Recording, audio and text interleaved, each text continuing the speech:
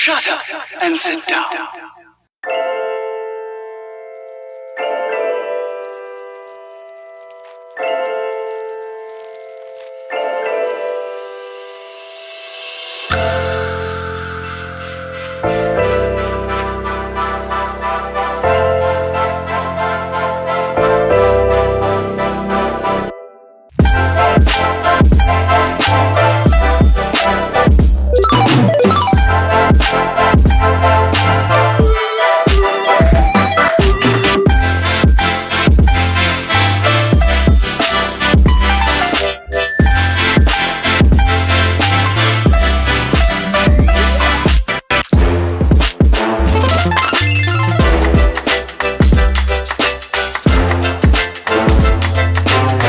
Breathing and believing.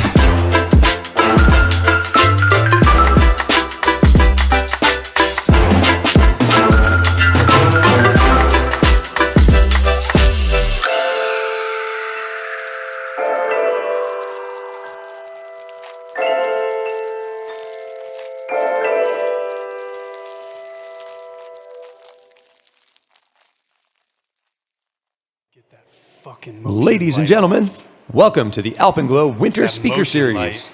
Please welcome your host, Brendan Madigan. Hey everybody, you guys ready for a great show tonight? Come on, holy cow, it just actually snowed. Come on, let me hear it. All right. My name is Brendan Madigan. I'd like to welcome you back to the 19th Annual Alpenglow Sports Winter Speaker Series presented by the North Tahoe Chamber. Thank you for coming. We have an awesome show for you in store tonight, but I have to do a quick public service announcement. Let me see a quick show of hands. Who uses the Sierra Avalanche Center for forecasting beta, avalanche safety? We love Sierra Avalanche Center, right? We've also heard of these federal budget layoff things that I'm not intelligent enough to speak to. Well, I'm here to tell you tonight, unfortunately, they've landed in our own community. And while I don't know all the details, I've been asked by the folks at the Avalanche Center to tell you that we're looking at having to reduce 7 forecasting days to 4. So, not to bum everyone out, but I encourage you to go and check out their website for all the details. Let's see what we can do to protect this precious resource, right? I'm a glass half full kind of person, and I think a lot of nonprofits who rely on those types of channels are going to struggle. But I think that's just a great opportunity for our community to just continue to do more epic stuff like this. So, tonight's presenter, Angela Hawse, and our nonprofit beneficiary, the Headwaters Science Institute, are both firmly dedicated to expanding the horizons of others. It's the most selfless, commendable thing we can do in our lives. That mission is also at the heart of the Winter Speaker Series mission, namely to raise funds and awareness for nonprofit organizations making a tangible difference right here in our community, and stoke everyone out and motivate you, whether you're in the room tonight or are viewing from the live stream, to go out and chase your own dreams in the mountains. It's the best stuff going. Our community does rad stuff, raises money and awareness for great groups like this. You guys pumped on that or what? Yeah. So in 19 years of existence, this event, our community has raised nearly $2.5 million for local nonprofits. We can clap for that, right? How do we do it? We do it on the backs of amazing stories from premier alpinists, skiers, climbers, mountaineers, and if someone is famous in those genres, you have probably heard them in this very room. People like Hillary Nelson, Lynn Hill, Jeremy Jones, local hero John Morrison, who's in the crowd tonight. So many amazing people. Yeah, Glenn Blake, how could I forget? Conrad Anker, all these people, amazing. And I'm excited to tell you that this year, with these amazing stories, that we've smashed all our fundraising goals. Pretty fun, right? So that means that each speaker series raises over $100,000 for a local nonprofit. We can give it up for that, right? And our fundraising has gotten so big, the Stoke's always been big, but the fundraising has gotten so big that we have the Tahoe Fund. Everyone know the Tahoe Fund? They're a nonprofit. They want to support us supporting nonprofits. So they initially gave us $19,000 of a dollar-for-dollar match. Well, we broke that last show. Kudos, everyone. They're so generous, they gave us another $19,000 dollar for match. So let's give it up for the Tahoe Fund, y'all. So, to celebrate all of your amazing fundraising, I'd like everyone in the crowd to go and stand up for me. There are no exceptions to this drill. And turn to your left and turn to your right and give your neighbor a hug. Thanks, bud.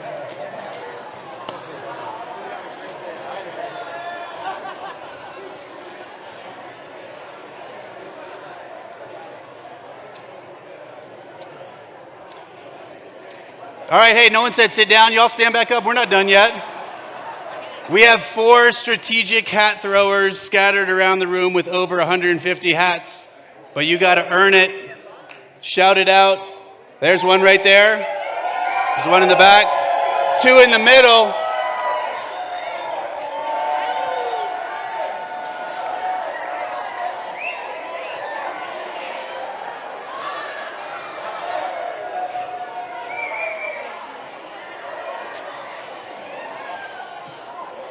Front left is getting no love. Sorry, guys.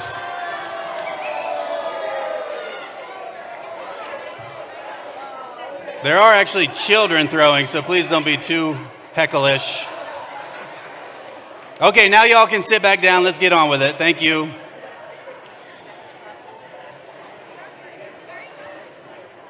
All right. So it's great to start with a communal hug because something as simple as that, you'll never know how much of a difference that could make for a fellow human being. And speaking of compassion, you guys know we have an epic live stream of this very event, right? People watch it all over the place, all over the world. But it's put on by our homie Jared Drake. And I'd like Jared to stand up. He's behind the computer. Go ahead, stand up, bro. So I want to clap it up for Jared real fun because Jared's fighting some family struggles. So let's give it up for Jared.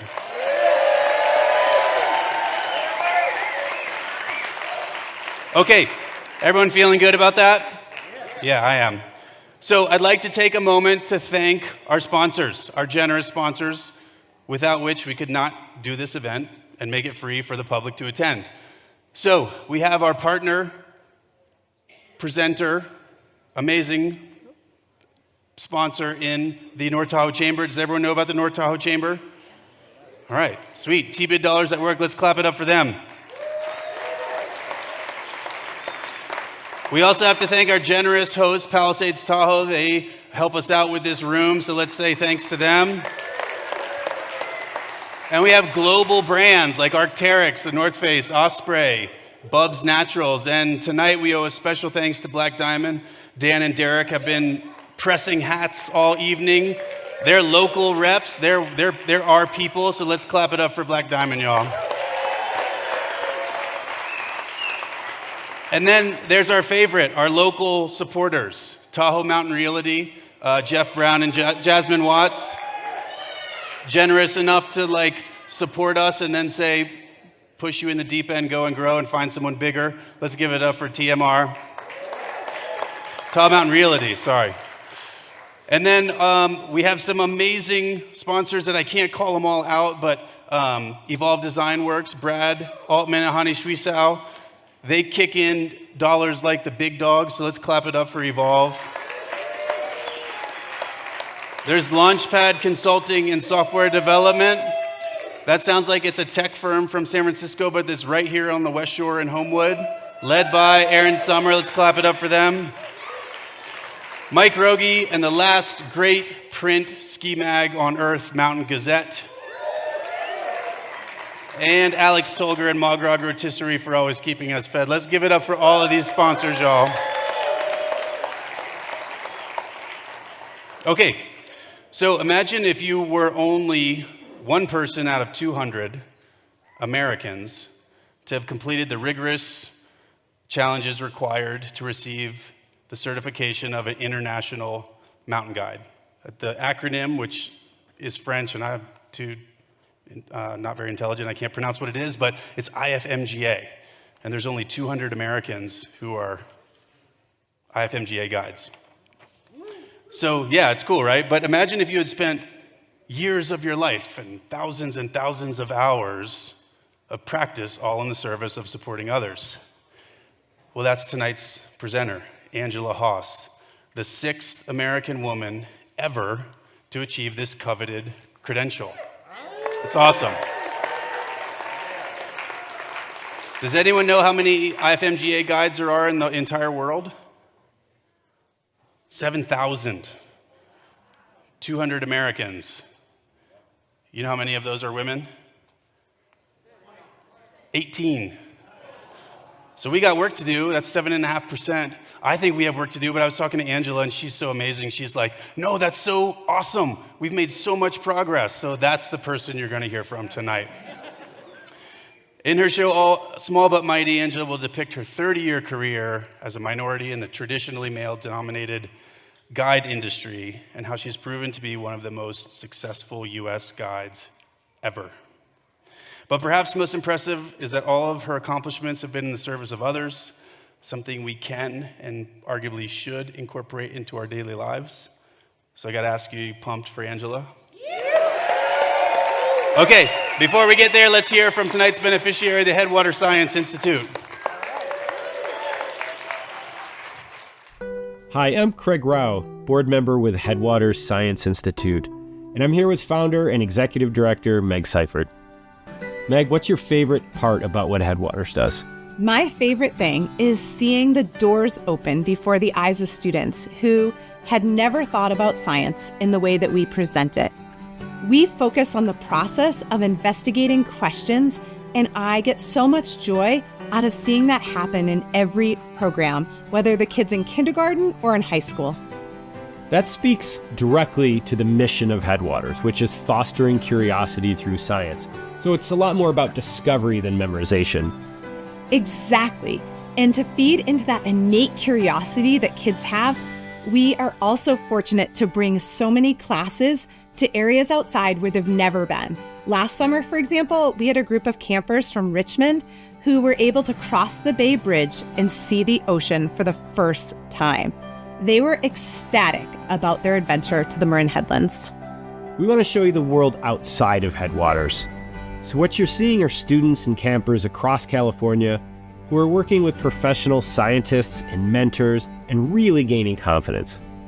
And apart from the benefit to the students, we provide thousands of hours of childcare to the greater Tahoe community and thousands of student days and instructions where we support teachers with adding hands-on research into their curricula at school. And our summer camp registration just opened this week. Last summer, we added field trips as part of our Truckee camp, and the kids absolutely loved it. And for older kids interested in environmental topics like ecology and climate change, Headwaters even has some overnight programs. We do a couple of intro research weekends during the school year. And in the summer, we have an introductory to environmental science camp and a girls camp, which are all overnights. And for high school students looking to get that, kind of feel for college research, we have a 12-week research experience that can be done from anywhere. That's such a good opportunity, and I know we provide scholarships to students who need help as well. I've attended a lot of presentations, and I've seen pretty incredible work from these kids, and the complexity of the research every time is really impressive. I always enjoy seeing what the students are passionate about every year. From snow science to bird migration to algal blooms, we just never know what we're going to get in each session. And that's one of the best things about all of Headwaters programs, right? It's all student-driven research, and you're allowing the students to ask questions about whatever they're curious and passionate about, which means they often have novel projects that we've never done before. Exactly. Every time I go out with a group, there are questions that I've just never heard or never thought of. No matter what the school is that we're working with or where the field site is, there's just something that really interests the students. Supporting programs like this to provide opportunities to get into science and get outdoors is really critical for the next generation. And we are so thankful to have you and our entire extended Headwaters community here tonight. Thank you to Alpenglow and the donor party for hosting us, and to all of you for coming out tonight. You're making a big impact for all of those young scientists and our future problem solvers.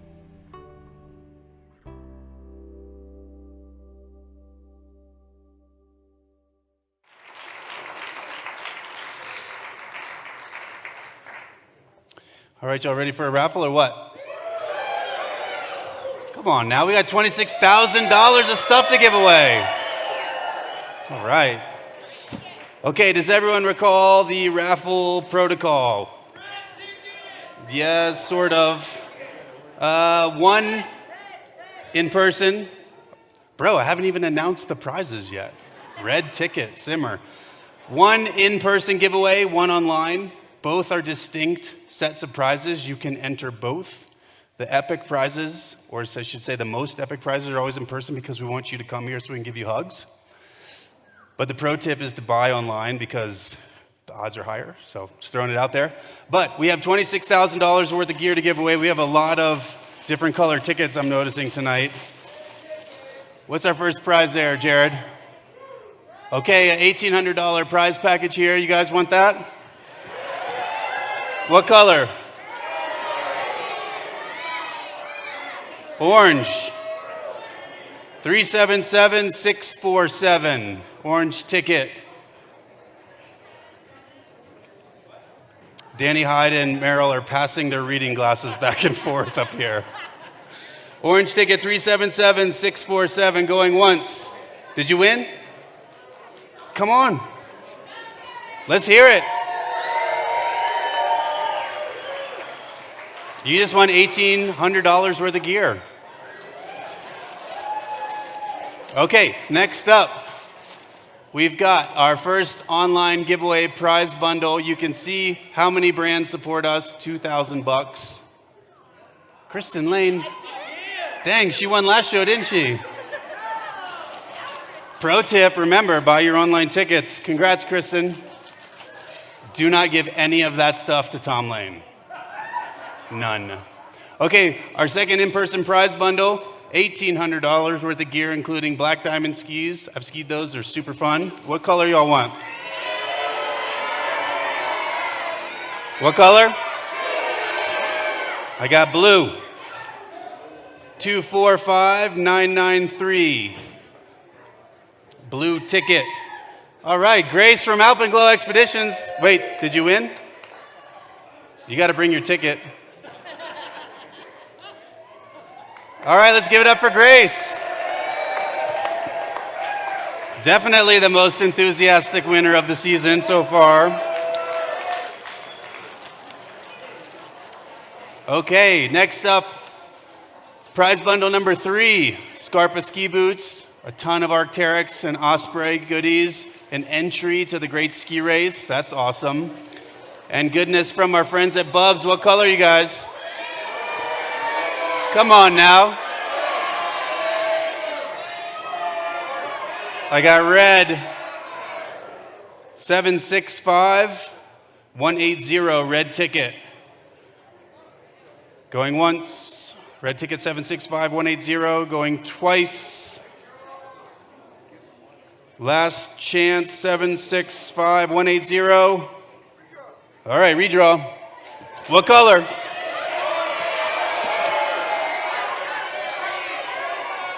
Oh my God, late to the party. You just won, bro. Come on. Let's give it up for the Grom.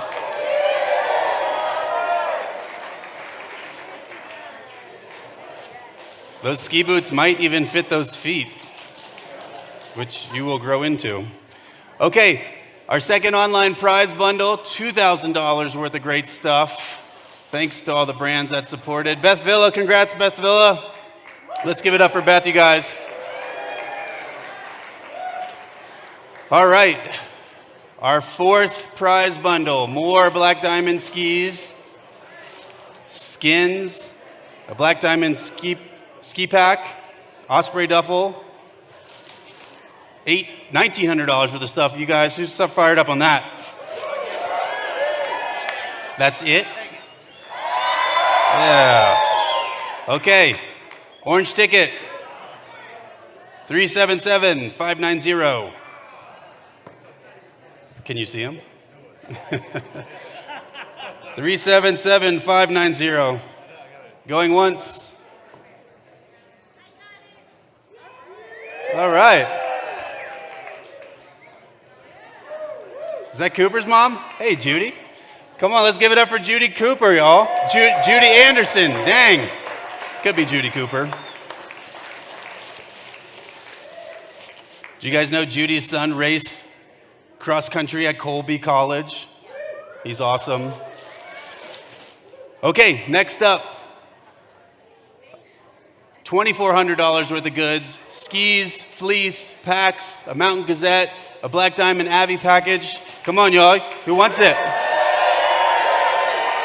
What color? I got orange. 377-902. 377-902. All right. We got an excited winner. Let's give it up for winning $2,400 worth of gear, y'all.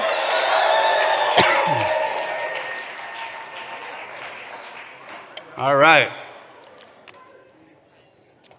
So next up, I think we have probably our online grand prize giveaway, $2,300 worth of gear. Jim Galetto. Is Jim here? Jim, I think, climbed with Angela in Patagonia in the 80s. Congrats, Jim. Galetto construction legend. Okay, next up, our sixth prize bundle, DPS skis, Falky clothing, Black Diamond gear. Who wants some of that goodness? What color? I got blue. 143-986, blue ticket. Going once. Going twice. 143-986. Going 2.5 times. 2.75. All right. All right, more enthusiasm. Let's give it up for that. All right. Congrats. I do believe that Greg is maybe one of the most epic real estate agents in Tahoe. Okay, grand prize, $2,800 worth of gear, y'all. DPS skis, Arc'teryx clothing, Osprey duffel, Bub's goodness, and a Mountain Gazette for good measure. What color do you guys want for this grand prize? Y'all gotta work a little harder than that.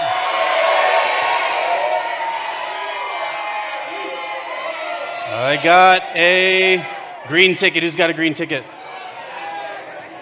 Oh, damn, we do have some green tickets. But I got an orange ticket, actually. Sorry, green tickets. It was supposed to be a joke. It didn't go well. 820-988. Grand prize winner. 820-988. Do you need to borrow Meryl's reading glasses? Did you win? All right, let's give it up, y'all.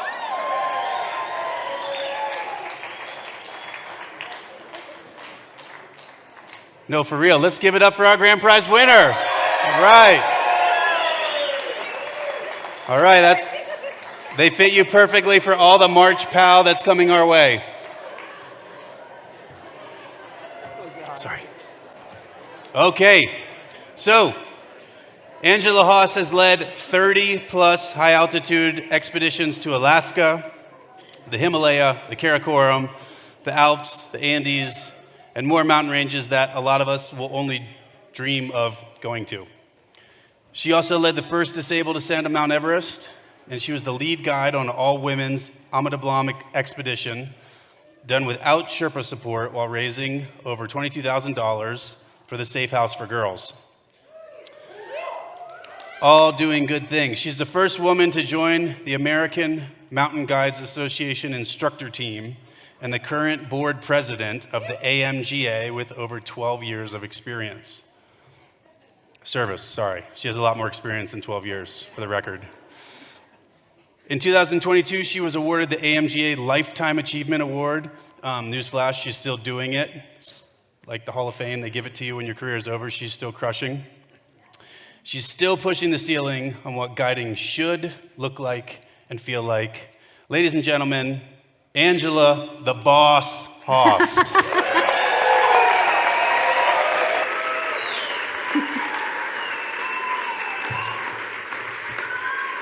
Wow.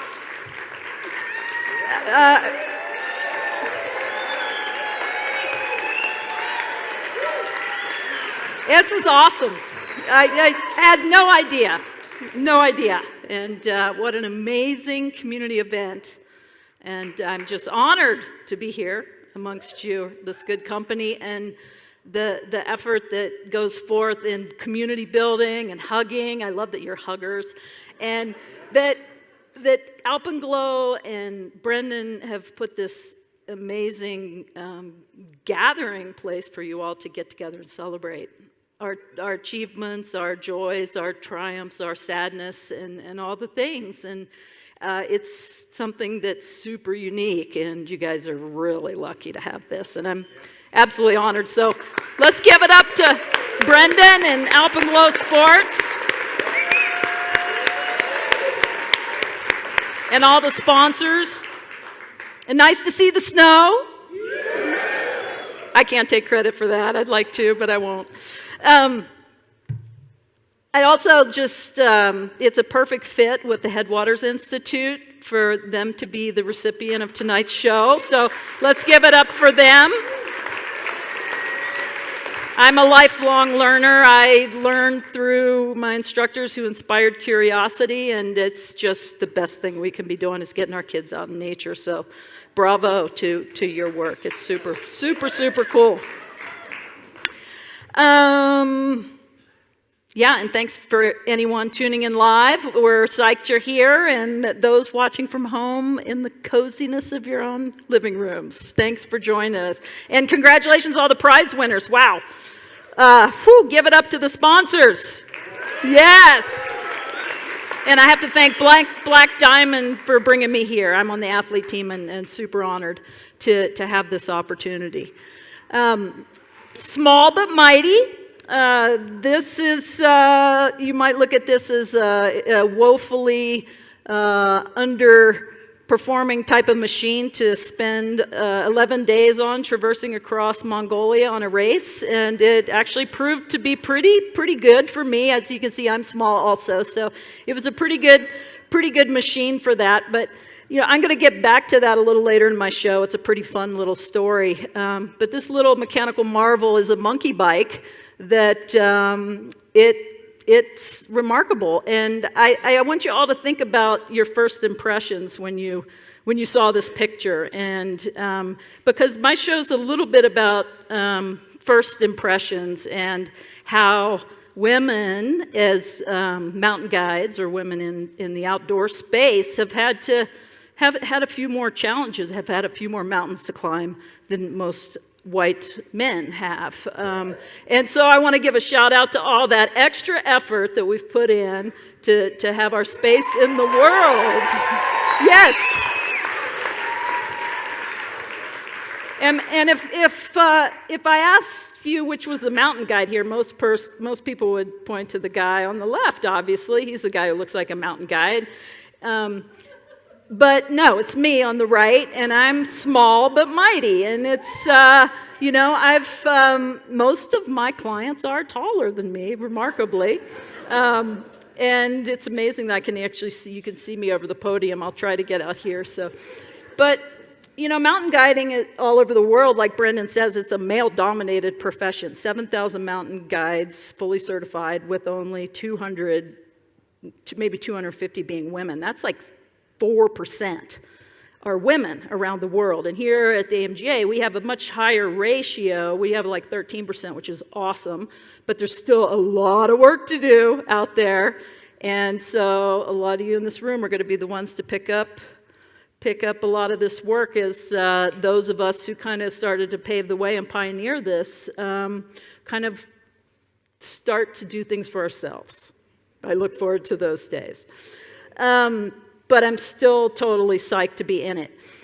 This is Raymond from Luxembourg, who I had the pleasure of guiding on Karsten's Pyramid, one of the 7 summits. Despite Raymond towering over me and all the locals, he never questioned my ability as a guide. You know, he hired a guide. He knew the job was to get it done and bring him back alive and have a good time doing it. And that's, I'm grateful to say that's been mostly my experience throughout my career. I'm very fortunate that I haven't faced much discrimination or harassment, even sexual harassment, but I can't say the same is true for a lot of women in my profession. And somehow I've become a kind of a champion for this cause. And now, in a world where size matters, I did draw the short end of the straw on height. But like this fellow from West Papua on my right, I've made up for my small stature in my own unique ways that have enabled me to have a successful career in a male-dominated profession for over 3 decades. I put one of these on Instagram and they immediately took it off. It was pretty classic. I love this slide for many reasons, but I chose to use it here as an example of how easy it is to jump to our own conclusions and size each other up. Like this kid that's behind his shoulder, you can see him looking at me. It's like, who is this white, tall woman, like, that's all happy to see my uncle?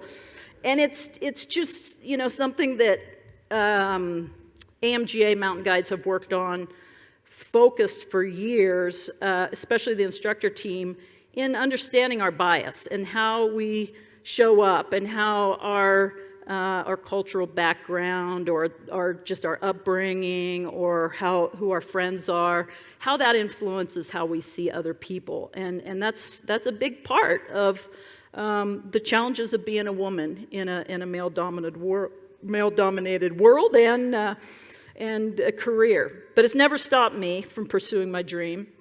And my success came from a lot of personal experience in the mountains and a lot of confidence and a hefty dose of passion to get there and keep going. And this is Raymond on Karsten's Pyramid. We had an amazing experience to be up here on our own this day.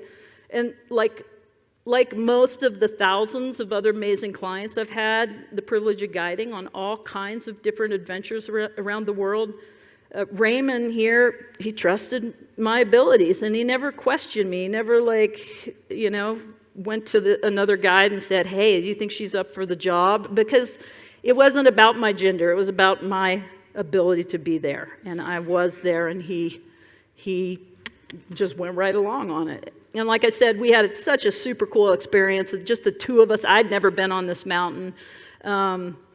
But although there's always a feeling of awe and being very small on big mountains, it doesn't matter what size you are, you always feel small in the big mountains.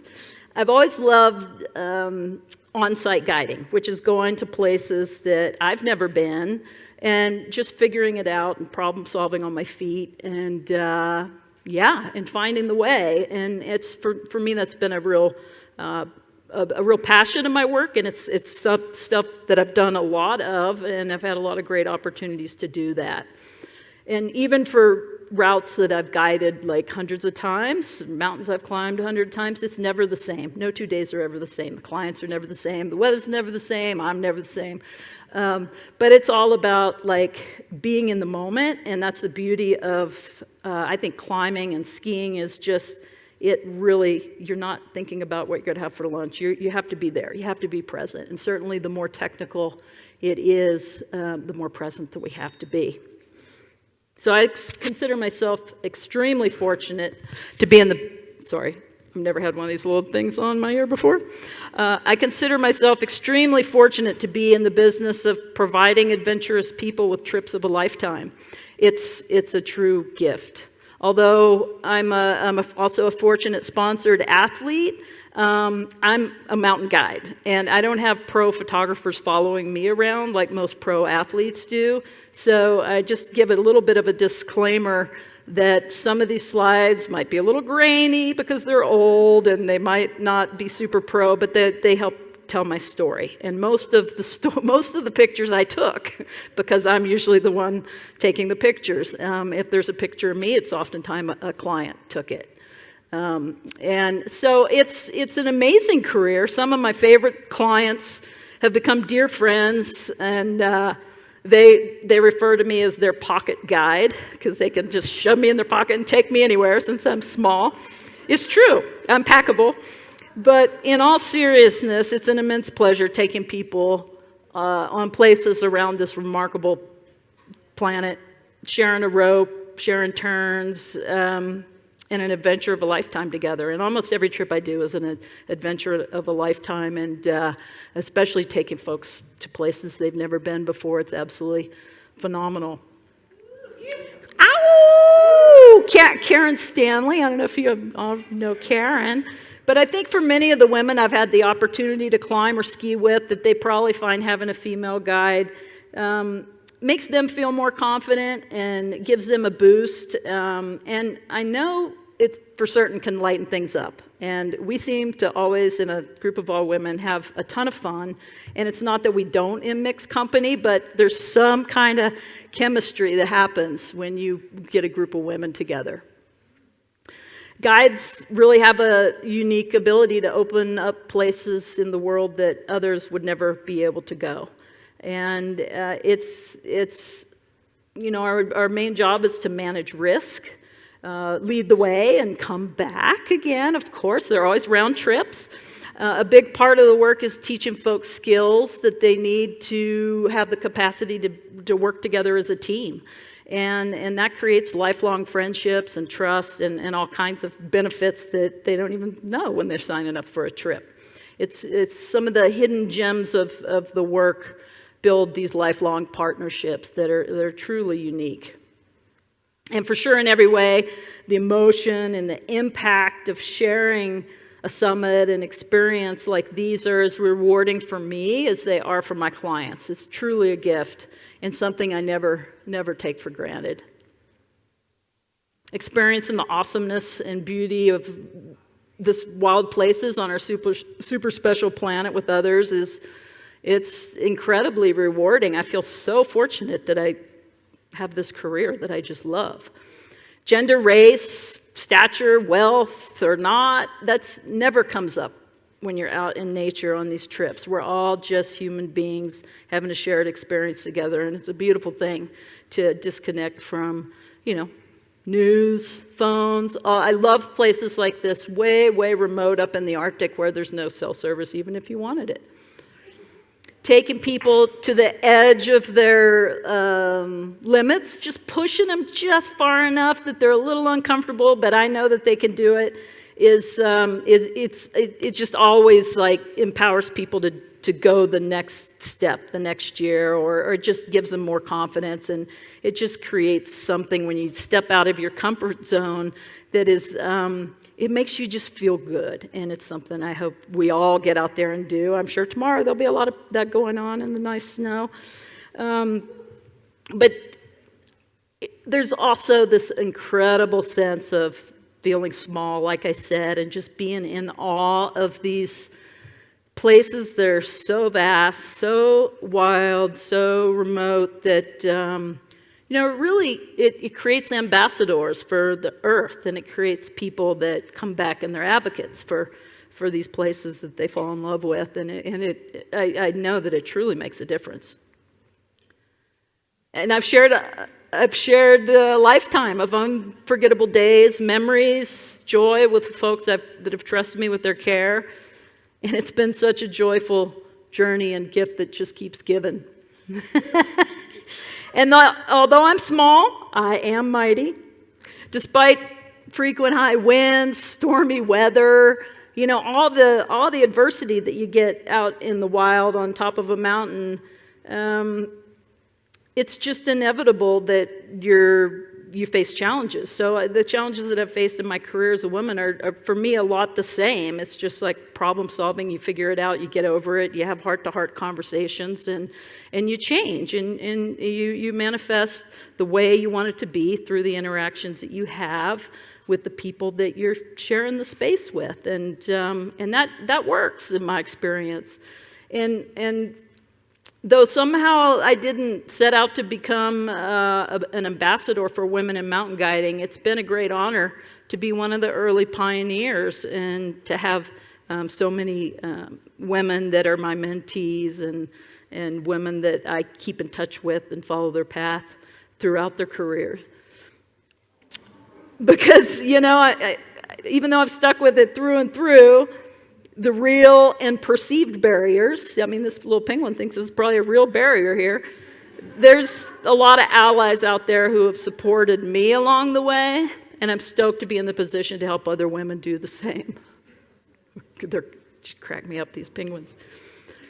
So early in my career, even before I wanted to become a mountain guide, for some reason I wanted to be a mountain guide trainer. I knew that was going to be my path, and I kind of set out to do it. And in 2005, I became the only woman on the AMGA instructor team, and that was the same for years. And it was a great honor to be on the AMGA instructor team, and there were women getting into the program, and although there was fewer women back then, it definitely began to get more and more common to have 1 or 2 women on a program, but still it wasn't that comfortable for all women. Some women are really comfortable in the space and doing stuff like this with all guys, and that was my story, but a lot of women aren't. So when you see someone that looks like you, it really helps and encourages you to think that you could do it, or you'd be welcome to do so.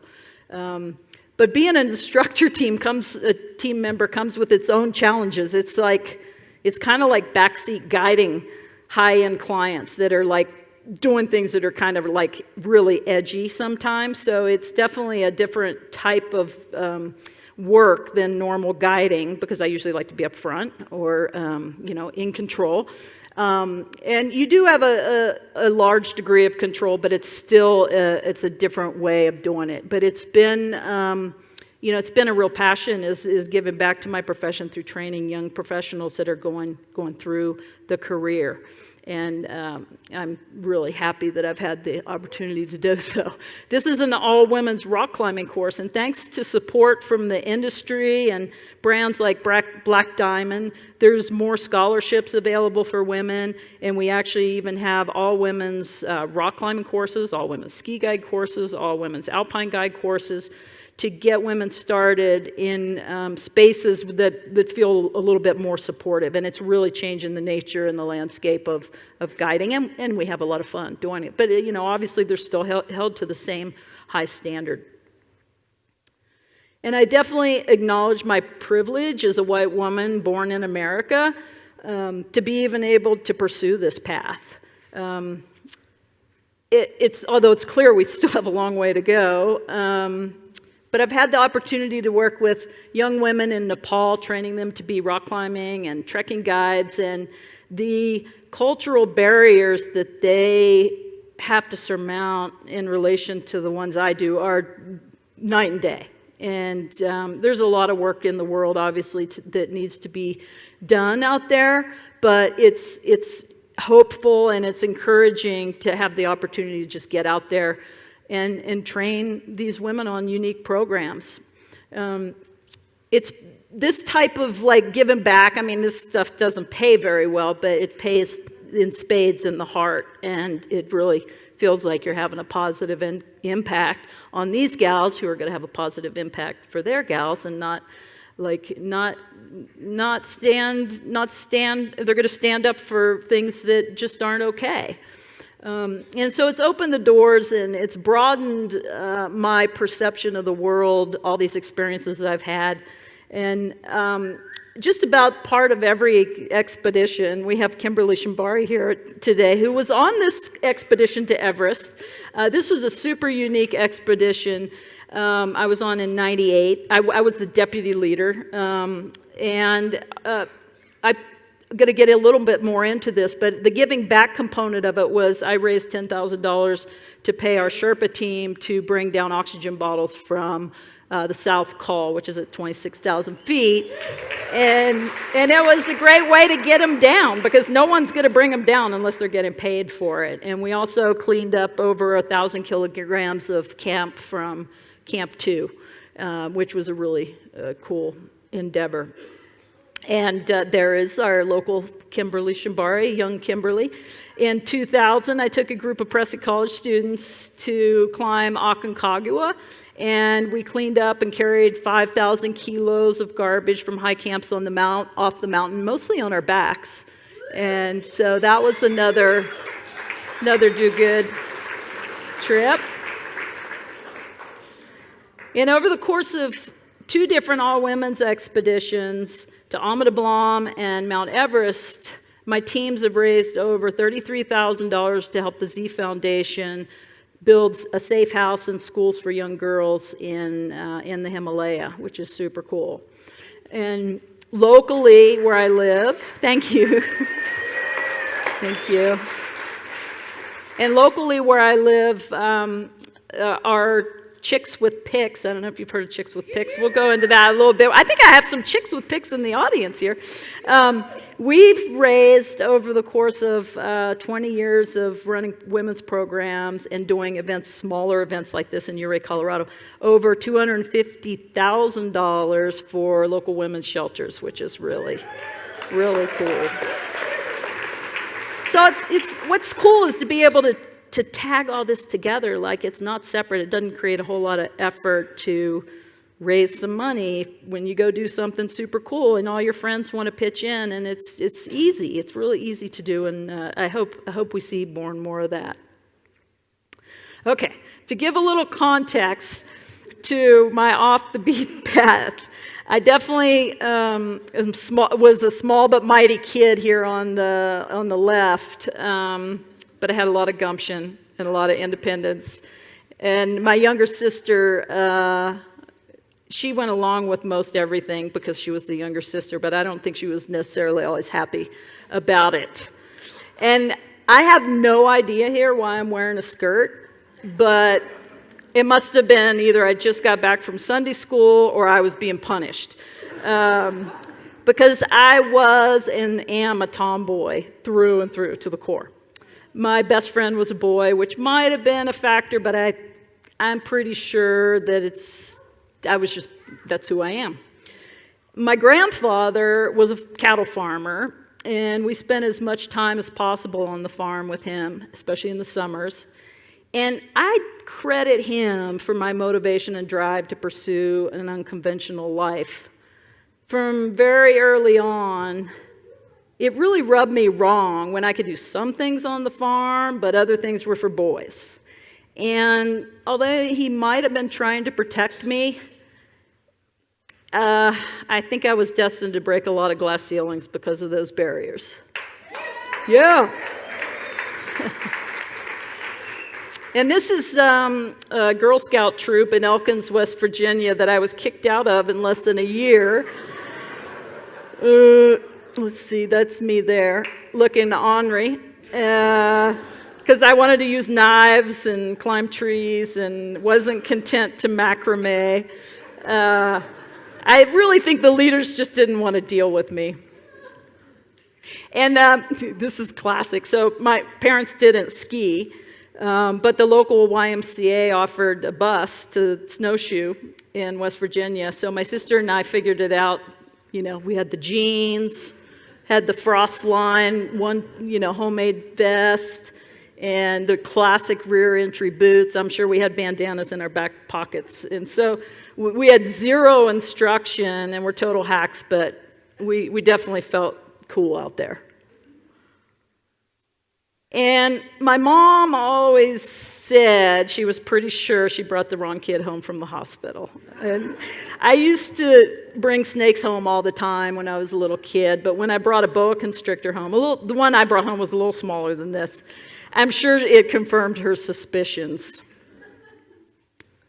But after an unsettled year of going to college back in West Virginia, where I grew up, I found Prescott College in 1983. Yeah, Prescott. I love that. Yeah, Prescott. We're everywhere. It's amazing. I found it in the back of a Sierra Club magazine. After taking a geology class, I'm like, I'm going there. Those rocks look really cool. I got on a Greyhound bus. I'd never been west of the Mississippi, and waved my parents goodbye. 2 days on the bus across the country, and it was the best decision I ever made in my life. And it's just, yeah, it was amazing. So you got to follow your gut sometimes. And the cool thing, there were always as many women on the trips as there were guys. Gender was never a thing at Prescott College. The college's theme was education is a journey, not a destination. And that's also a theme that's carried throughout my life. Our classrooms were all outside in the middle of the Southwest or Mexico. And my instructors were definitely some of the coolest people I had ever met. And they had so much fun teaching us how to figure out the outdoors and everything. And so I knew that's what I wanted to be. I wanted to be just like them. And Prescott was also amazing because it just you learned hands-on, just like the Headwaters Institute. You know, we're just out there figuring it out, being super curious, problem solving, making decisions, sometimes bad, sometimes good. But one thing we never really figured out was how to ski. And we were famous for being really bad skiers on telemark skis, 3-pin binding, 75 underfoot, way too long. And we were famous for just being bad skiers. I mean, look at those tracks. It's unbelievable that I can ski now. It's but the places that we got to, we would go out for 3 weeks at a time with these huge backpacks and camp out and build Quonset huts and stuff. And yeah, it was crazy. The places we got to blew our minds that we could even travel in that environment in the winter. Depending on the faculty member, clothing was optional. And, this was such an awesome opportunity to celebrate our bodies, and especially at an age when women we're all starting to feel a little insecure about super body conscious. And, our bodies are beautiful, and it was really beautiful. It was a wonderful thing that our instructors just were liberal like that. They weren't all, I will say. We explored most of the tributaries of the Colorado River and through Utah and a bunch of islands down in the Sea of Cortez via river kayak, a woefully unsuited vehicle for that. We'd shove 10 or 8 or 10 days worth of food in the bowels of our boat and some water and explore these places. This is on the Escalante tributary. I think we boated down that for 10 days. A super, super magical way to learn about nature and learn about landscapes while navigating, problem solving through doing technical things out there. I fell in love with whitewater kayaking through the 80s. And after a lot of personal mileage, I started teaching it at Prescott College even a year before I graduated, which probably was the most terrifying thing I've ever done. And after several exciting years and way too many close calls of students getting stuck on things and pulling them off, I realized how little control yelling at them to paddle harder actually, how ineffective that actually was. So I abandoned whitewater kayaking altogether, and I decided I had much more control with them on a rope. So that's when I knew I wanted to be more of a technical guide. And the pace and the challenge of pushing my limits on rock climbs, it really suited me. And I learned to lead with hexes and stoppers, and cams were just kind of coming available for us. They were maybe out there for a little while before then, but in Prescott was just chocked full of amazing rock climbing everywhere. And so shortly after I graduated, I started teaching rock climbing at the college in the spring and fall and working for Outward Bound in the summers, which was also great. Outward Bound, people? Yeah. Woo! And so this was really the start, late 80s, early 90s of what I would call my dedicated apprenticeship, my alpine apprenticeship for the next decade that proved a really solid foundation for becoming a technical mountain guide. And these years and the places I went and explored really lit a passion that has been consistent for the last 3.5 decades. I climbed remote peaks up in Alaska, did a bunch of north faces in the Canadian Rockies. This fella here was my mentor and did lots of alpine rock climbing with him, Mike Goff.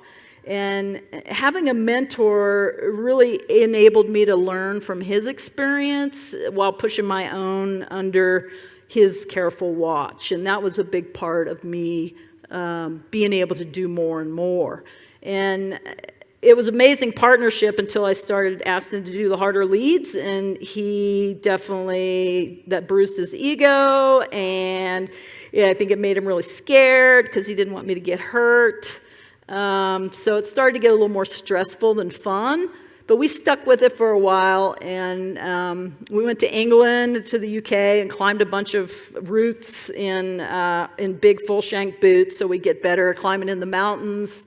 This is like a classic day climbing in the rain. I totally remember like reaching up for a hold. There'd be moss. It'd be like a sponge in the water, to like go all the way down into my boots. And you can see how happy I am about it. Type 3 fun for sure. And Mike and I did a traverse from Sweden to Norway. It was a 28-day traverse on our telemark skis, pulling sleds. And ran out of food on day 25, and it was an adventure of a lifetime. Character building for sure. And then we went on, we were invited to go to the Garhwal Himalaya in India. Some friends of his had put together an international expedition to climb this peak, which is Shivling, and there's a small little ridge that goes up to the notch there. It's the west ridge of Shivling. Beautiful granite, just a stunning peak. But unfortunately, the weather was absolutely awful, which is you can see in the picture of the blue sky. Yeah. The weather was terrible, and Mike and I were able to climb this peak, which is 22,500 feet. That was the highest I'd ever been. Kedarnath Dome in that area before we had to abandon the whole base camp and stuff. So that was really my first time in the Himalaya, and I was absolutely hooked.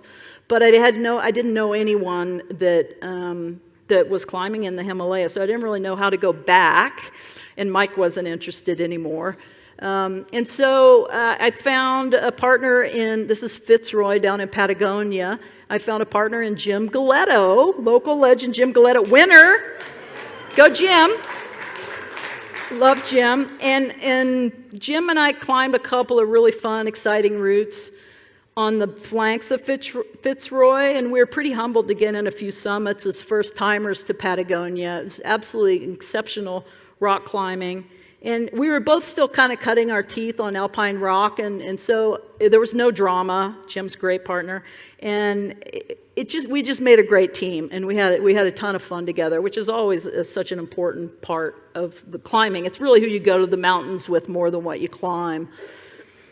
And we climbed one of these snowy routes up that peak, Guillaume. I don't even remember which way we got up, but it was amazing, and we felt mighty but small on the summit.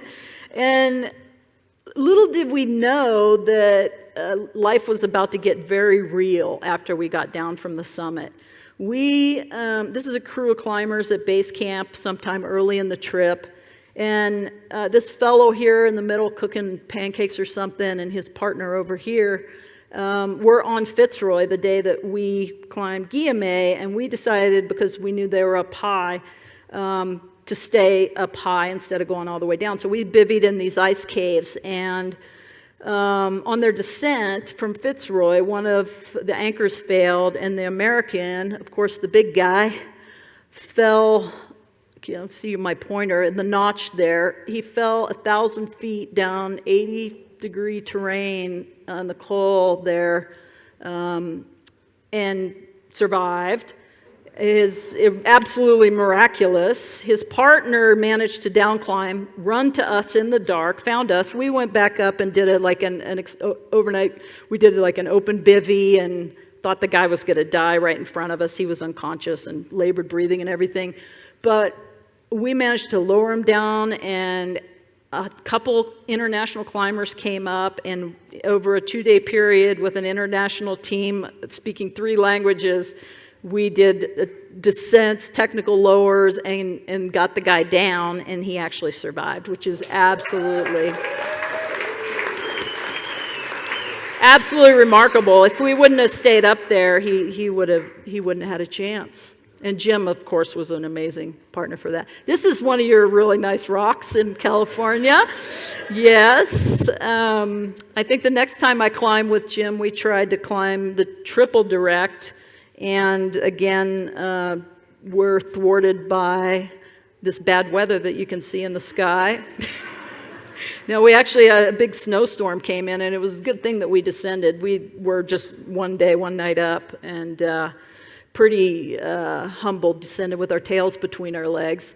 But I kept trying to climb El Cap, and finally got up the dihedral wall with a friend who was a climbing ranger at the time in Denali, Joe Reichert, and he was a wall wizard, and we had the whole wall to ourselves one November, I think it was in 96 or something like that, and I learned a ton of skills. It was amazing, because he just was amazing how he could aid climb up this thing, and I was really early on in my aid climbing, and these are the things that, to be a well-rounded climber and go to the bigger range, you have to be able to climb off with cracks and go to stuff like this.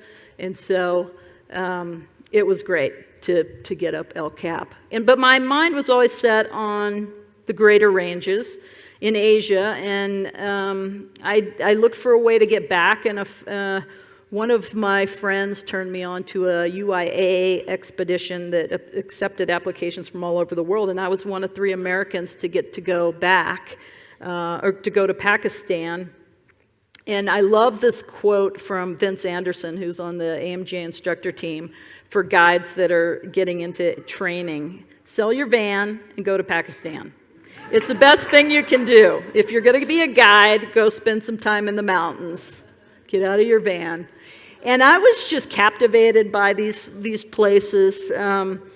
It just was a phenomenal, it was eye candy to see how these folks live along the Indus River in a virtual vertical desert there in the Karakoram, and they're happy people. They have very little, and this was somewhat similar to going up the Ganges River in India, but it was the Indus River in Pakistan.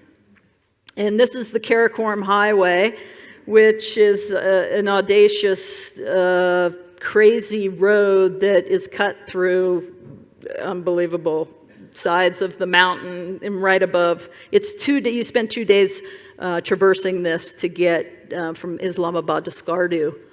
And this is like typical road construction, definitely not OSHA approved.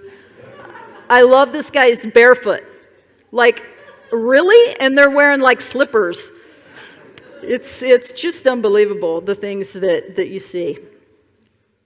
So we hired a bus that in itself was more an adventure than we bargained for. And, this is the highway. It's over 2 trips to Pakistan, I went up and down this highway 3 times, which is crazy. I think a motorcycle would probably be the better way to go. And it was flooding, and, people treat it like no big deal. I mean, these bus drivers and road workers, it's just every day in the life, they never seem stressed, and they're always helping each other. It was incredible. Yeah, push some rocks off the road. A lot of crazy stuff that you see where people don't have many resources.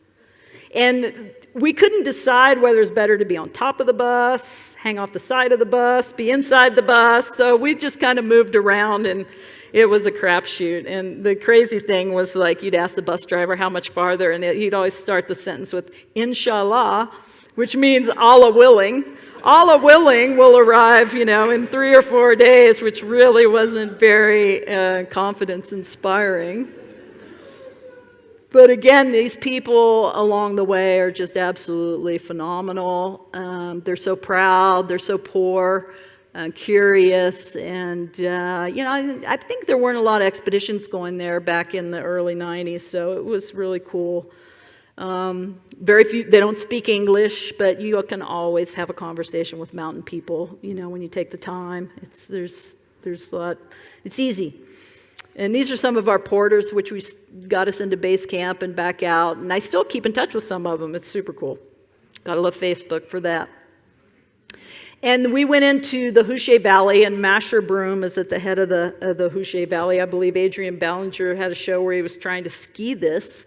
I don't know if it was that face, but it's an impressive, awe-inspiring mountain from every aspect. And our trek took us up into the Chiracusa Valley, where you're looking at Linksar and K6 and some of these bigger peaks up there. And then, so this was the objective. For some reason, I wanted to climb this ridge going up here, and our high point, and this is probably like bigger than El Cap. It's pretty big, and it's at 6,000 meters.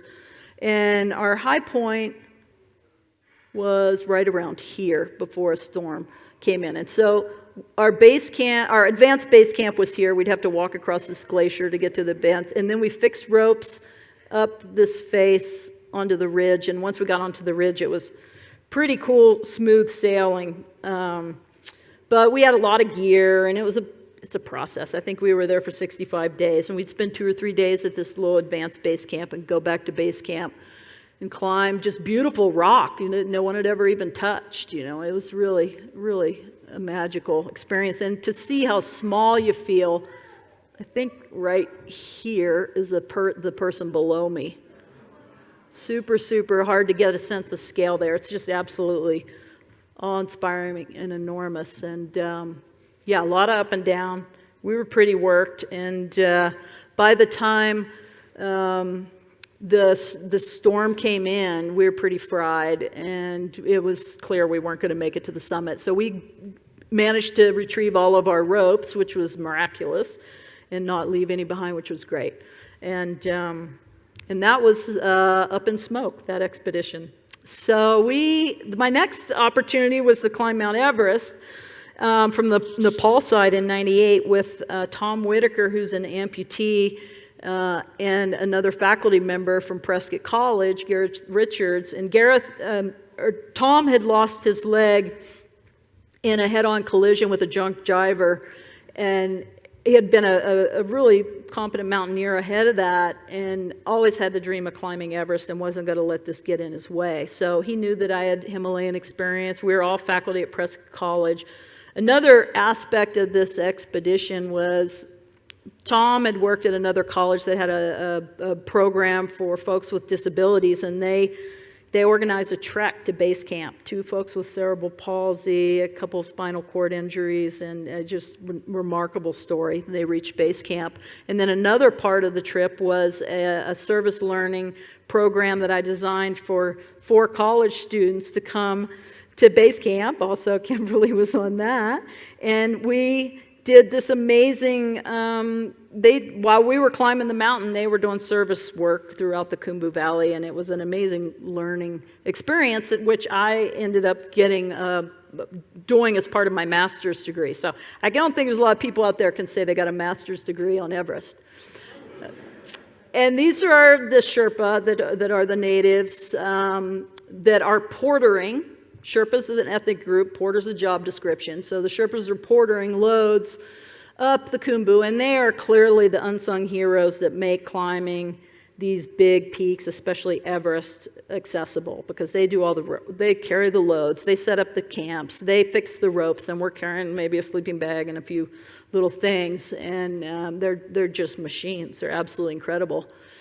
And so going across the Khumbu Icefall is a thing, and you have to cross all these ladders that the Icefall doctors, or a special breed of Sherpa, do it. It feels probably about as hazardous as the Karakoram Highway.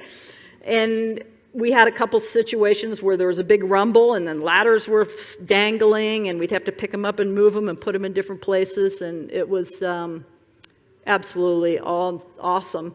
But this is like, I think, the most ladders that were tied together, 3 ladders that were tied together to get over this. Just silly.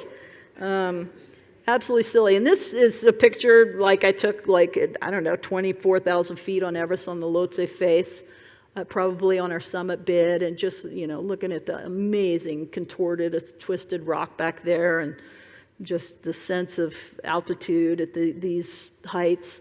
This I took out of the tent at the South Col. So this picture is taken 26,000 feet, and the route goes up here. No fixed ropes.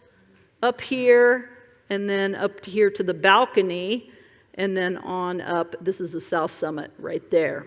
And that was the night before our summit bid.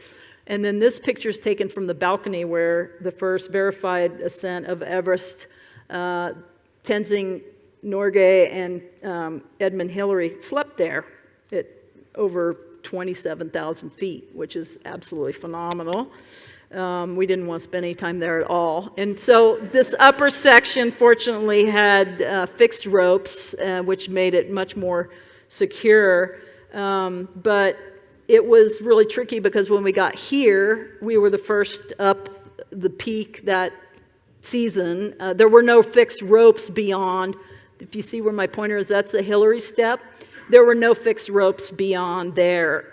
So my Sherpa that I was climbing with looked at me. He said, "Angela, it is better to live than to die. Let's go down." And I'm like, "I'm with ya."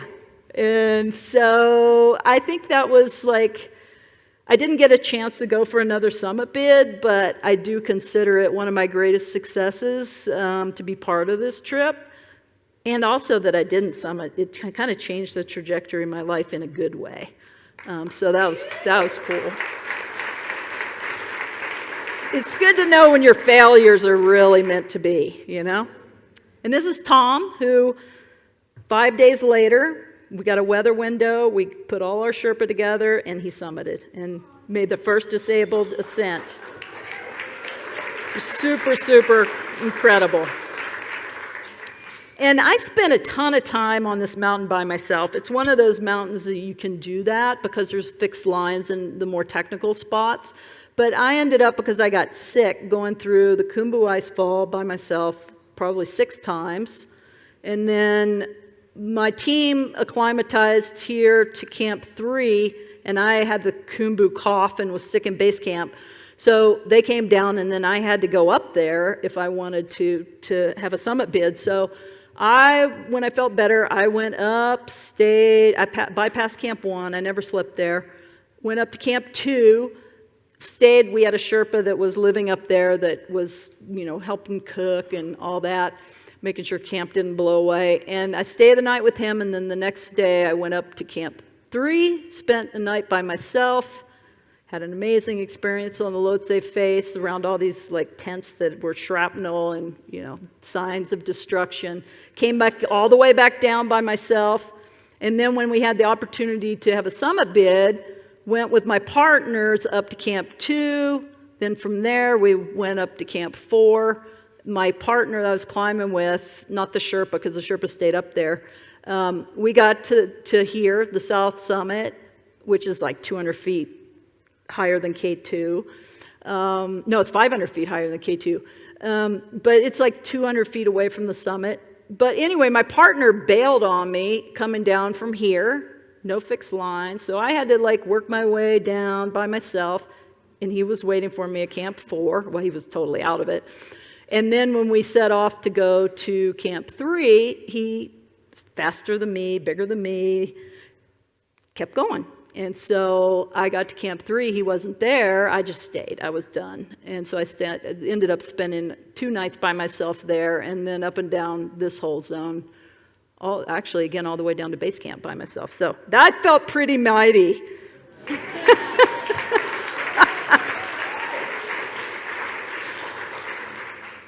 But it put me on a different path, and it made me know that I wanted to be more of a technical guide. I had a couple opportunities to guide Everest, but I knew it wasn't for me. So I dove into the AMGA exams on alpine, on rock, on ski mountaineering. I finally fixed my heel with the telemark ski and fixed the problem and learned how to ski.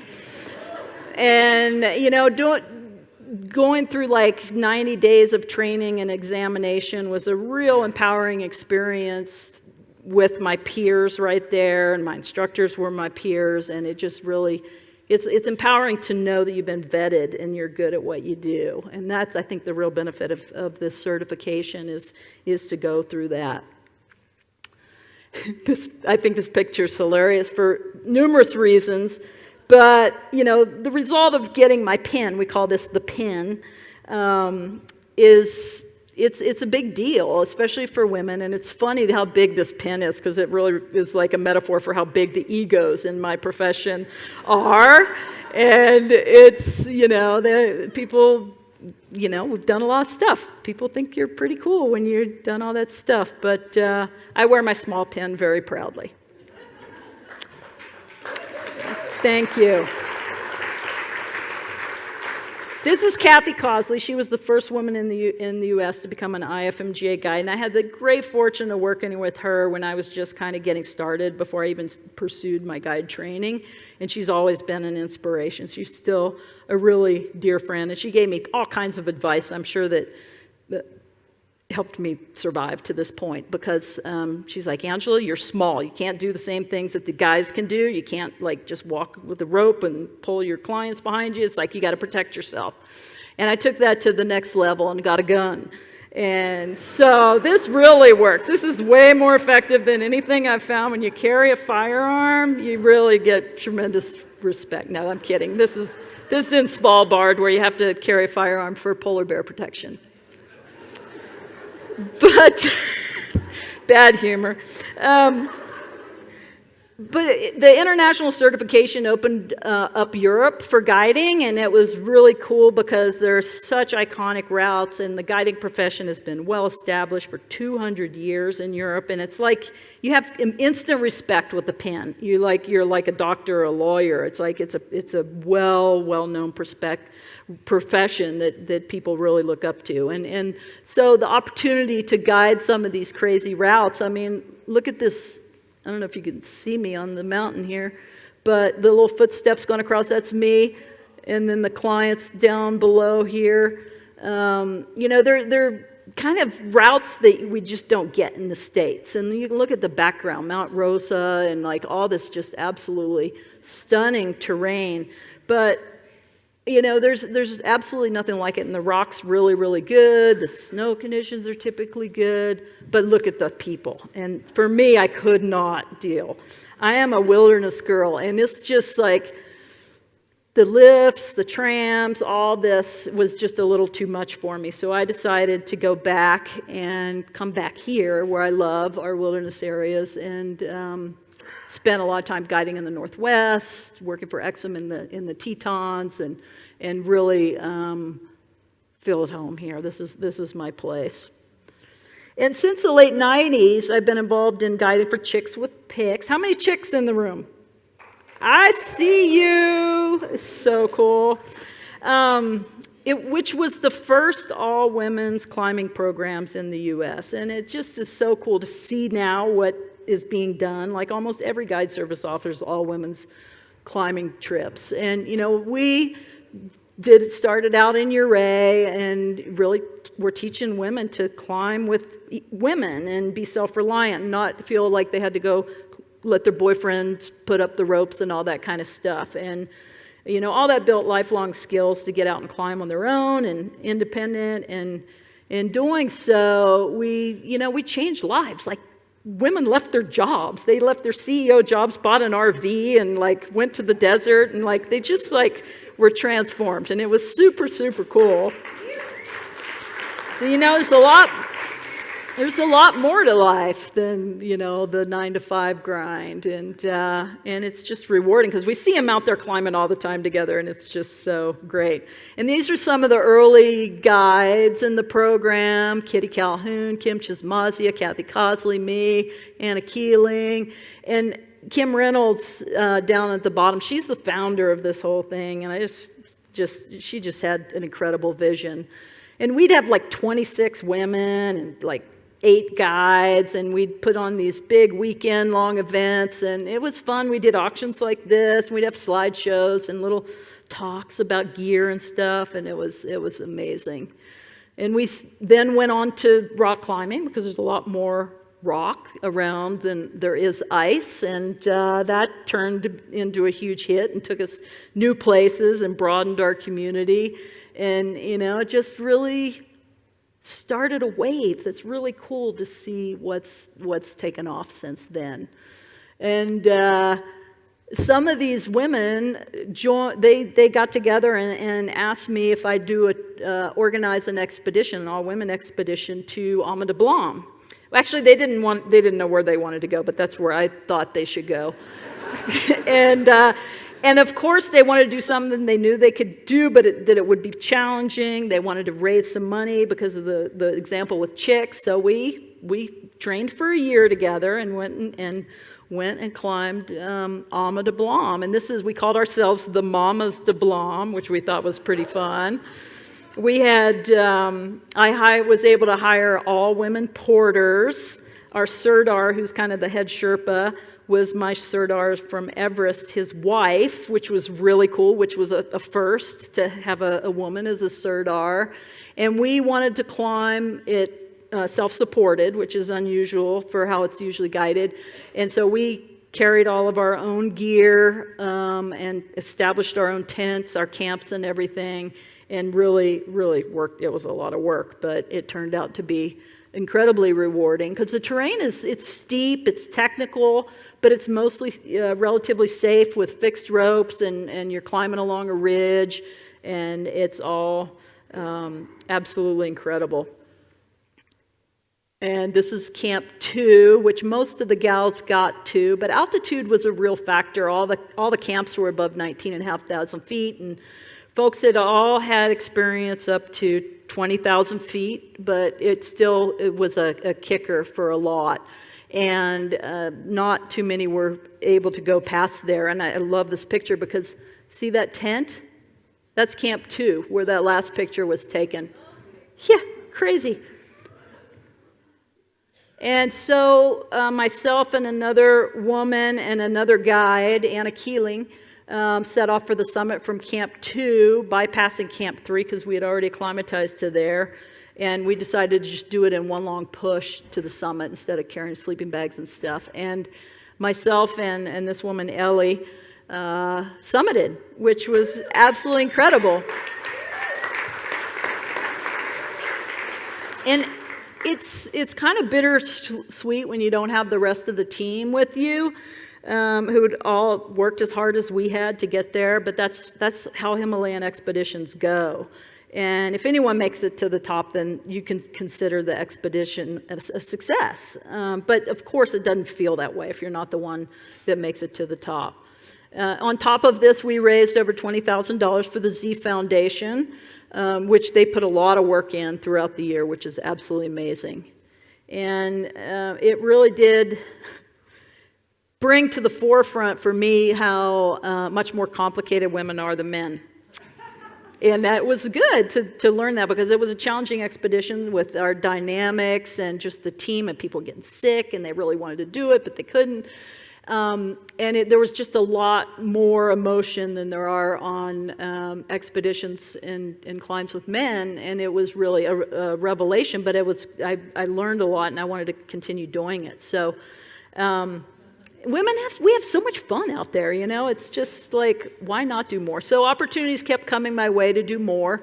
And I was asked by this gal, Charlotte Fox, to help her climb her 7th summit. So we went to Russia, and I guided her and a couple other skiers up this mountain, which is that's the summit over there, which was amazing. We had such a good time. The mountain's 18,000 feet, so not super high, but still plenty high enough that, you know, you're working hard. And it was amazing to be in this part of the world that I'd never been in and figure that all out. And we summited, and we raised $9,000 for the Z Foundation on this trip, and skied off the top, which was incredible. And Charlotte was at that time one of very few women to actually climb all the 7 summits. So it was really fun. Yeah. And then back home, you know, a lot of this is international, but back home I had to work as well, and I had the opportunity in my home range in the San Juans to work for Telluride Helitrax for 9 seasons, which was absolutely awesome, taking people on, like, you know, untracked powder and this beautiful mountain range and being out there every day. But what was the coolest part of the job was the bombs. And like making bombs and then flying around in a helicopter, and like, look at me, I'm packed in there with AMFO, and dropping them on, you know, to slope tests, those runs, and then being in a perspective up high to watch it. It was just absolutely awe-inspiring. But, you know, the San Juan's a continental snowpack, so there's a lot of hazard there. And after doing this for 9 seasons, my carbon footprint and the exposure to just hazard every day, I just gave it up. I couldn't do it anymore, but I do miss it. And you all know this guy, Doug. So sometime around this time, Doug, I met Doug, and he offered me up a space if I brought some clients on his cruise and to Antarctica. And after 2 seasons of going down there with him, he offered me a lead guide position, which I was incredibly honored, with 25 guides from around the world and 100 clients, and I was the lead guide. And it was super cool because I was the only woman on a couple of those trips.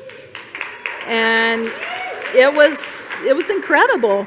And some of your local legends were like just so awesome to work with. You know, these are just amazing human beings, and some of the best in the business, and both the on and off the snow, and just like, you know, just people that love and are passionate about what they do. And I just love working with people that love this work. It's an absolute joy.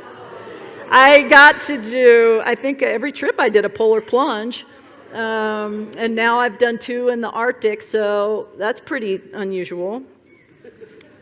And then, so the people, you know, the terrain, it's just awe-inspiring being on these massive glaciers in the middle of the Antarctic, which is just, you can't make this stuff up. It's just absolutely hands down trips of a lifetime every time, no matter what the weather.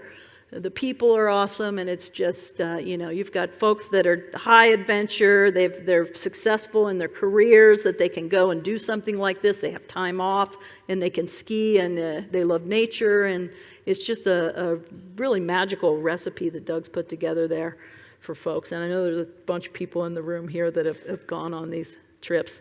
But really, it's the penguins, which is why I kept going back, because they are so fun.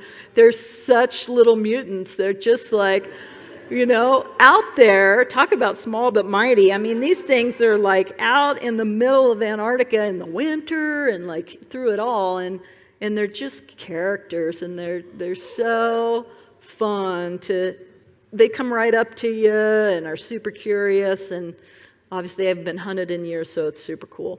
And then the rest of the wildlife in Antarctica. I'm a total nature lover, and it's just incredible to see such resilience in such an extreme environment.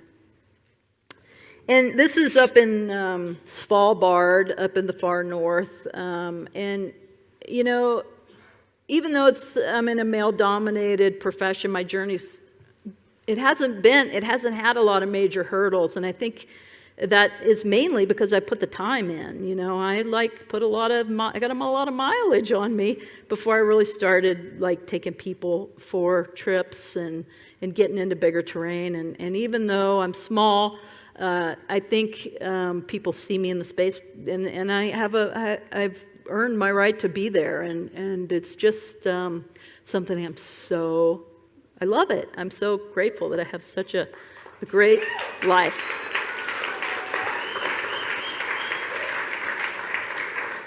I have to show you this because it's absolutely incredible. This is in Svalbard. It's just one of these magic moments that happen, and you just, it's just awe-inspiring. Like, is that floating on clouds? Is it, you know, these super still days, and other days you get to the summit, and you just have these incredible views, and, you know, you're 10 degrees from the South Pole, or the North Pole, and there's no one around, and you feel so small, but you also become empowered because you just climbed a mountain together. Yeah, it's pretty special. I feel very, very privileged.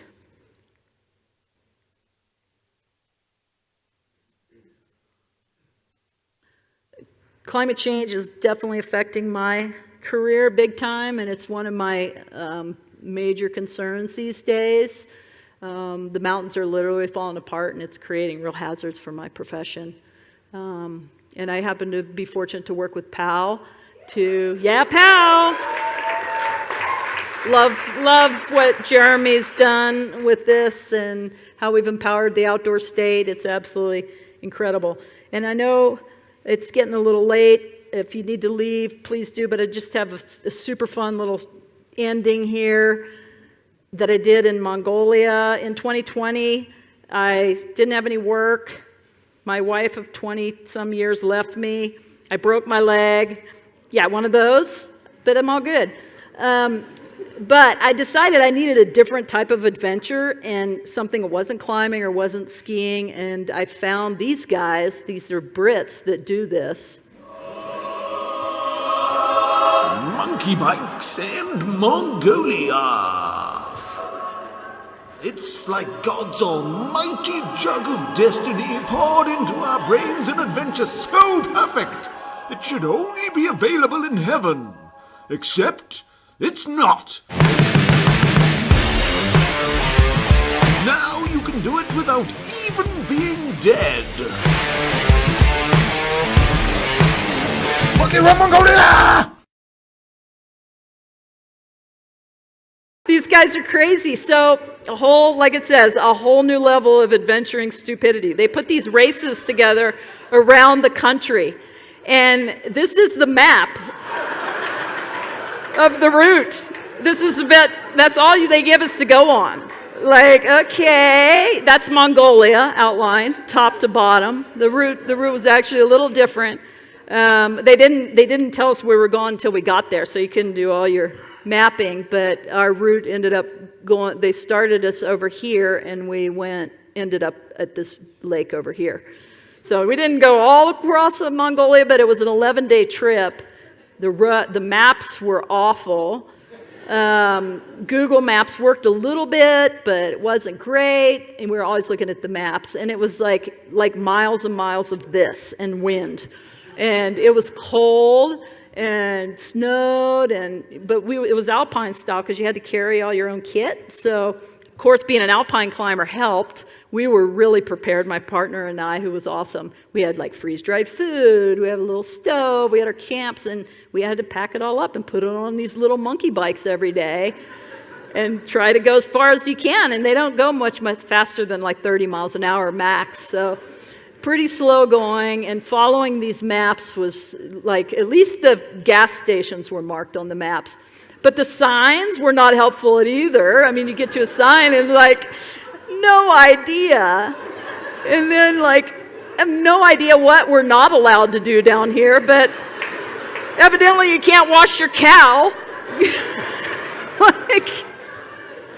And we found a QR code. We thought, oh, this is going to be helpful. And then it was in Russian, of course. So it was absolutely chaos, you know. It's like, this is a typical road in Mongolia. When it gets muddy, they just move it to the right or the left a little bit. And you can see the telephone poles are all totally like crazy, but no fences. The cool thing is is just wide open, no fences. So this is hilarious. This is after day one. They put little trackers on us because they had never done this race in Mongolia, and they just wanted to make sure that probably that they got their bikes back, really. But so from where we started, look at this day one. Everybody's going in different directions. We looked at this the first night, we're like, oh my, are we going the right place? It was chaos. And so this is kind of the start and a few little clips from the race.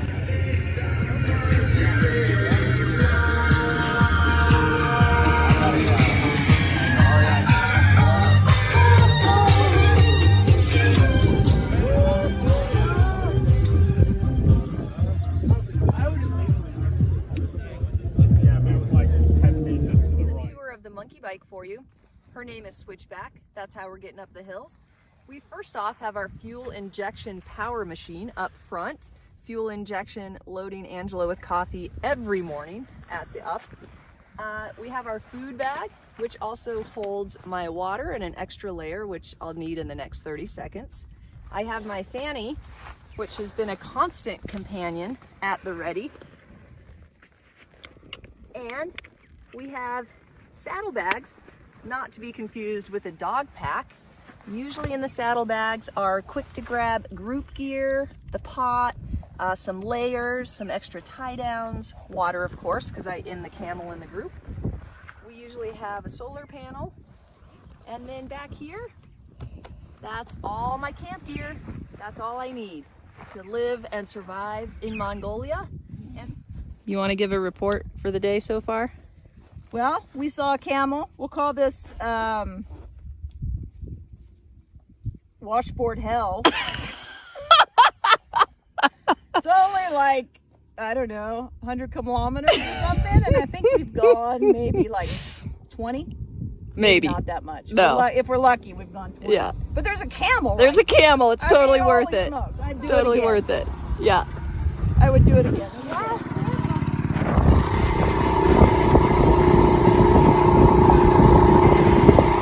Angela has her right blinker on and she just turned left. Traffic violation.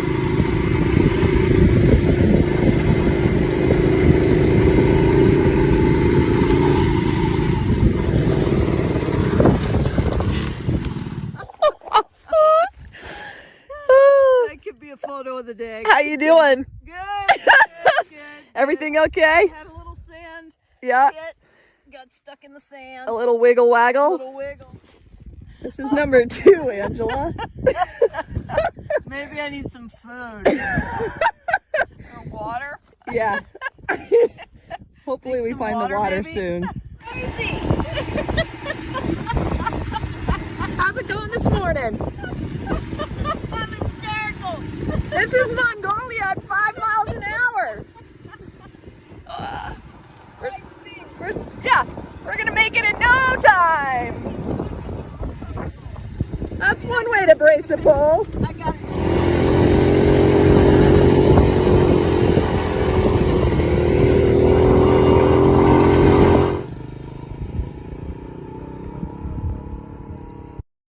Often it was easier to drive off the road than it was on the road. It's my partner somehow managed to hold her phone and video all that. I was all hands on deck every moment.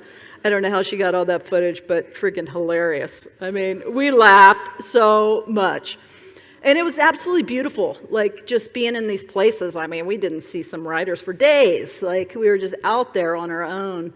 And, you can go 100 miles an hour. You can go, not 100 miles an hour, you can go 100 miles on a tank of gas on these things. They're absolutely incredible. And the cool thing about the trip is they design it so you're somewhere where no one speaks English. You're gonna run out of gas. You're gonna definitely break down, and who knows what you're gonna eat.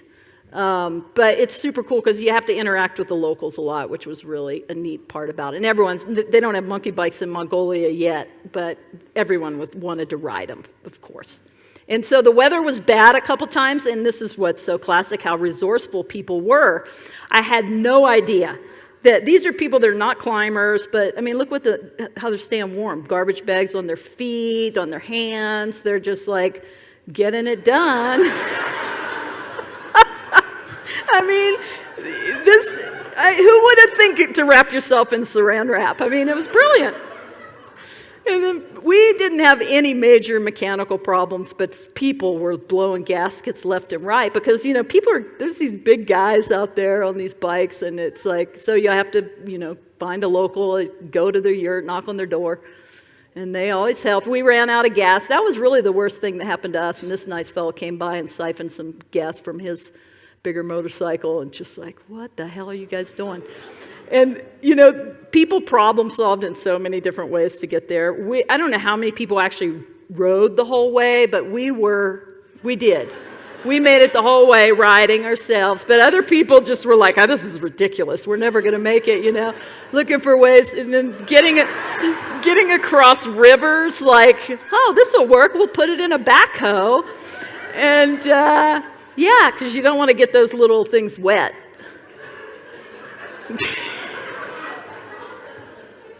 I mean, it was amazing. It was one of the best things I've ever done, and it just really reminded me that the world is so much bigger than my little bubble of climbing and skiing and all this stuff. That there's just it's a magical thing to just go do something new. And, but it's really about who you do things with. And as you could tell from Heidi's laughter, she was an awesome partner, and we're still dear friends. And we just had an awesome time just checking out a new cool place. And so stay tuned. This is my next adventure.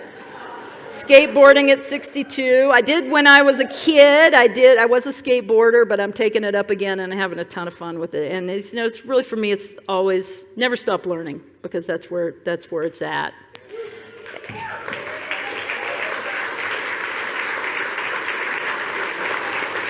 Thank you. All right, y'all, let's hear it for Angela Hawse.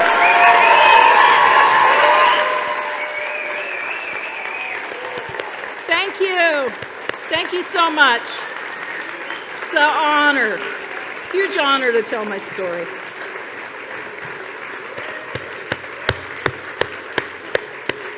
All right. Thanks for coming out. Safe travels home, folks. And come on up and say hi. Yeah, stick around and meet Angela. Say hello. Don't forget, our last show of the season is later this month with the one and only Dave Nettle. Please help our events team by recycling your cans and bottles, and please don't leave trash on the ground. We don't like to clean that up at the end of an epic night. Thank you.